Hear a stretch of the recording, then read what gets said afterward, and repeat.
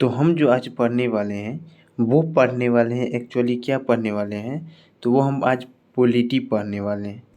Polity पढ़ने वाले हैं और पॉलिटी जो पढ़ने वाले हैं,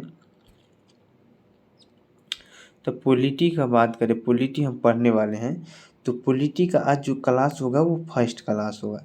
यानी पॉलिटी का जो क्लास होगा आज फर्स्ट क्लास होगा। तो हम आशा करते हैं आप लोग को ये वीडियो अच्छा लगेगा। यदि अच्छा लगेगा तो लास्ट तक जुड़े रहना। तो चलिए हम फर्स्ट क्लास देखते हैं। तो आज क्लास फर्स्ट है तो सबसे पहले फर्स्ट में क्या पढ़ेंगे वो हम जानते हैं। तो सबसे पहले हम फर्स्ट में ये पढ़ेंगे कि संविधान हमको मेनली पॉलिटी में जो मेनली पढ़ना है हमको वो पढ़ना है संविधान। तो संविधान जो हमको पढ़ना है, तो संविधान जो हमको पढ़ना है, मान लेते हैं हमको संविधान पढ़ना है, तो सबसे पहले देखेंगे संविधान में क्या क्या हमको पढ़ना है। तो संविधान में जो है हमको 22 लेसन पढ़ना है। क्या पढ़ना है? 22 लेसन पढ़ना है। और 395 जो है वो आर्टिकल पढ़ना है। क्या पढ़ना है? 395 वो आर्टिकल पढ़ना है। यानी 22 हमको लेसन पढ़ना है और 395 आर्टिकल पढ़ना है। तो वही हम आज पढ़ाने वाले हैं। तो चलिए हम आप लोग को शुरू करते हैं।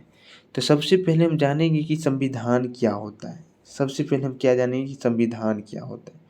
तो देखिए संविधान की बात करें तो संविधान क्या होता है उसका बात करें। यानी संविधान संविधान क्या होता है, तो सबके लिए, यानी सबके लिए बराबर कानून, सबके लिए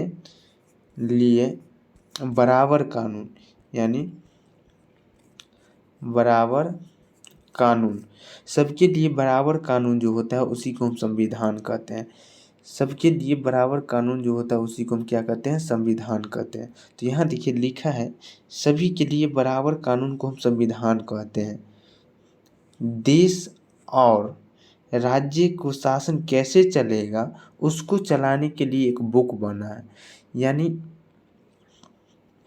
देश और राज्य में शासन कैसे चलेगा, देश और राज्य में शासन कैसे चलेगा, इसके लिए एक बुक बना है जिसका नाम है भारतीय संविधान।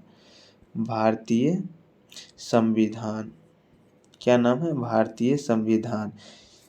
भारतीय संविधान इसमें जो है टोटल 22 लेसन कितना लिखा गया है? लेसन वो इसमें लिखा गया है 22। और आर्टिकल की बात करें तो 395 लिखा गया है। कितना लिखा गया है? 395 लिखा गया। तो वही बात करते हैं। राज्य में शासन कैसे चलेगी और उसको कैसे चलाने के लिए, उसको चलाने के लिए किताब को तैयार किया गया है, उसका नाम है भारतीय संविधान। इस किताब में 22 लेसन है। इसके लेसन को हम लोग भाग कहते हैं। यानी इसको लेसन को हम लोग क्या कहते हैं? भाग कहते हैं। इसमें कुछ टॉपिक लिखे गए हैं जिसको हम अनुच्छेद कहते हैं। तो हम अभी बताए थे जो 22 लेसन हमको इसमें पढ़ना है और 395 क्या पढ़ना है? आर्टिकल्स पढ़ना है। क्या पढ़ना है? आर्टिकल्स पढ़ना है। आगे बढ़ते हैं। आगे है कि हाँ हमको अनुच्छेद पढ़ना है। तो अभी हम पढ़े जो हमको कितना पढ़ना है? 22 लेसन पढ़ना है, यानी 22 भाग पढ़ना है। तो सबसे पहली भाग की बात किया जाए, सबसे पहली भाग की हम बात करें तो सबसे पहली भाग में जो लिखा हुआ है वो क्या लिखा हुआ, यानी भाग 1 में हमको अनुच्छेद कितना से कितना पढ़ना होगा? 1 से 4 तक पढ़ना होगा। यानी 1 से 4 अनुच्छेद हमको पढ़ना होगा। 1 से कितना पढ़ना होगा? 4 अनुच्छेद पढ़ना होगा। बात करते हैं पहला अनुच्छेद हम देखें तो उसका क्या है, यानी भाग 1 देखिए पहला तो संघ और राज्य है। क्या है? संघ और राज्य। और अनुच्छेद 1 देखिए तो भारत अर्थात इंडिया क्या है? राज्यों का संघ है। भारत क्या है? राज्यों का संघ है। यानी भारत राज्यों का संघ है। नोट में हम देखें अर्थात इसके राज्य कभी भी टूटकर अलग नहीं हो सकते। देखिए मान लेते हैं कि ये कोई भारत है, इसी को हम मान लेते हैं भारत। इसमें छोटे छोटे राज्य हैं। क्या है? छोटे छोटे राज्य। ये कभी नहीं टूट सकता है। क्यों नहीं टूट सकता है? क्योंकि भारत क्या है? संघ है। यानी यूनियन है। क्या है? यूनियन है। भारत यूनियन है, इसीलिए ये कभी छोटे छोटे राज्यों में नहीं टूट सकता है। वही बात यहाँ पे लिखा गया है कि अर्थात इसके राज्य कभी टूटकर अलग नहीं हो सकते हैं। तो आशा करते हैं आप लोग आर्टिकल 1 समझ गए होंगे। आर्टिकल 1 क्या है समझ गए होंगे कि अनुच्छेद 1 में कहता है कि भारत क्या है? राज्य का संघ है। अर्थात इसको समझने के लिए यह कहा गया कि इसमें कभी भी कोई राज्य टूटकर अलग नहीं हो सकता है। इसी को हम कहते हैं संघ। संघ मतलब क्या होता है? जुड़ना, यानी यूनियन है।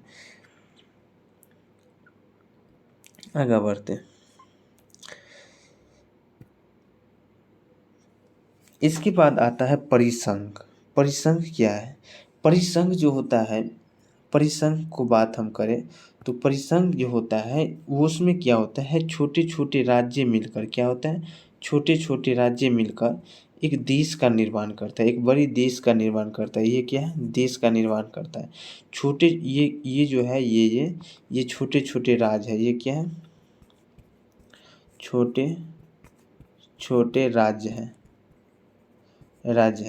ये छोटे छोटे राज्य मिलके एक देश का निर्माण करता है और ये अपना शक्तियाँ दे के सरकार को बोलता है जो लीजिए मेरे शक्ति उपयोग करके इस देश को चलाइए। वही बात यहाँ लिखा होगा। देखिए यहाँ जो लिखा है, यहाँ क्या लिखा है देखिए। परिसंघ उसे कहते हैं जिसमें छोटे छोटे राज्य आपस में जोड़कर अपनी थोड़ी थोड़ी शक्तियाँ केंद्र सरकार को देकर देश को निर्माण करते हैं। वहाँ भी देश का निर्माण हुआ था।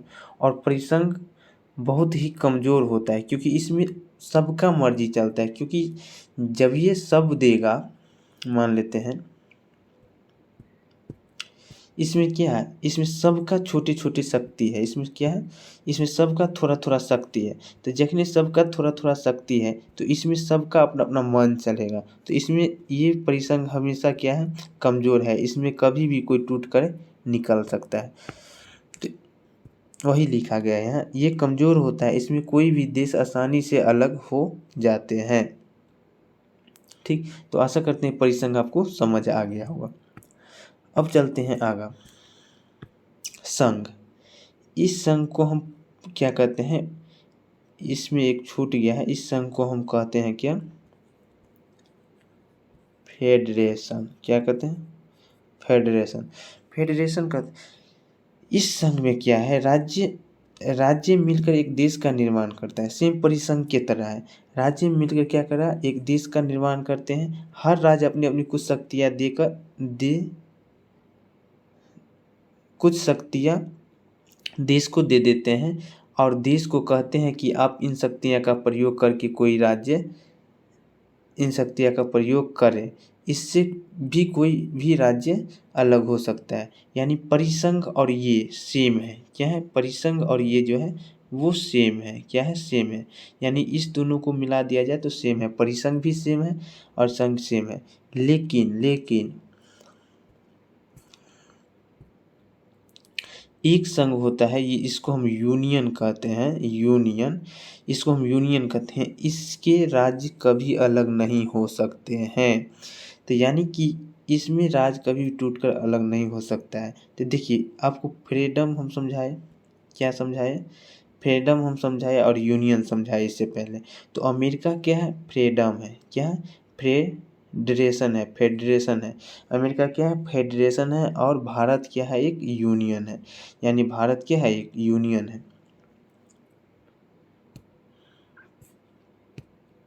उसके बाद आता है अनुच्छेद 2। अनुच्छेद 2 की बात करें तो अनुच्छेद 2 कहता है कि संसद किसी भी विदेशी राज्य को क्या कहता है?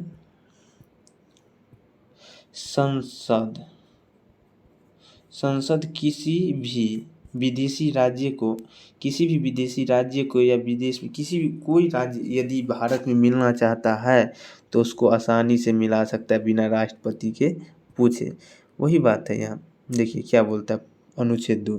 संसद को यह अधिकार है कि भारत के बाहर कोई भी देश है तो उसे भारत में मिला सकता है। यह किसी देश का कोई टुकड़ा है जो भारत में मिलना चाहता है तो उसे मिला सकते हैं। यानी अनुच्छेद 2 कहता है कि संसद राष्ट्रपति के पूर्व अनुमति यानी बिना सूचना के किसी भी विदेशी राज्य को भारत में मिला सकता है। जैसे कि सिक्किम को देखा जाए, सिक्किम को जो है 35वां संशोधन द्वारा सिक्किम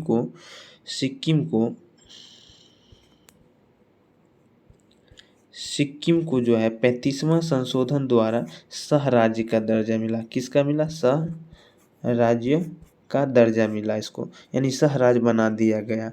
और 36वां संशोधन में क्या किया? 16 मई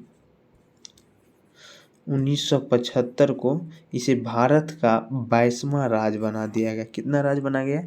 22वां राज्य बना गया। वही यहाँ लिखा है कि सिक्किम को 35वां संशोधन द्वारा 1974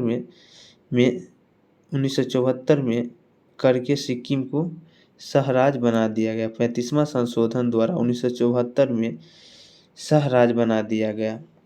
लेकिन फिर 36वां संशोधन हुआ 16 मई 1975 में।